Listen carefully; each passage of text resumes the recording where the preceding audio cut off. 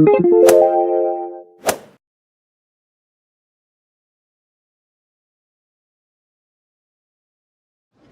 my name is Sean Bacorny, third-year cardiology fellow at the Duke Clinical Research Institute, and today with us we have Dr. Bob Giugliano, associate professor of medicine at Brigham and Women's Hospital, joining us to talk about Engage-AF TIMI 48.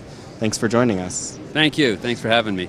So I just wanted to start off by asking you to maybe describe the edoxaban compound for everybody. Sure. Edoxaban is an oral factor Xa inhibitor that's given once a day. Approved in Japan, actually, a few years back for use in DVT-PE prophylaxis in patients undergoing knee and orthopedic hip surgery.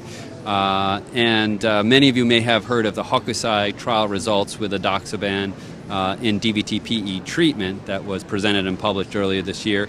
Engage-AF studied this same once-a-day factor Xa inhibitor in patients with moderate to high-risk atrial fibrillation. It's a drug with a fast onset, half-life, roughly 10 to 14 hours, and it is about 50% renally excreted. So we do, in this trial and in prior trials, adjust the dose for certain subsets of patients.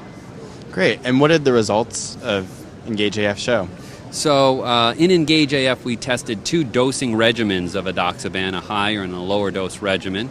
And both dose regimens compared to warfarin in this double-blind, double-dummy study were non-inferior and at least as effective in preventing stroke and systemic embolism as warfarin. And both doses were safer than warfarin, less bleeding.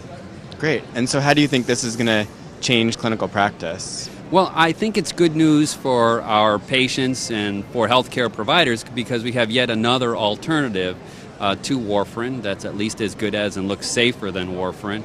It's very easy to use. It's a once-a-day regimen. There are some dose modifications for certain patients who may be at higher risk for bleeding, so I think that could further enhance safety.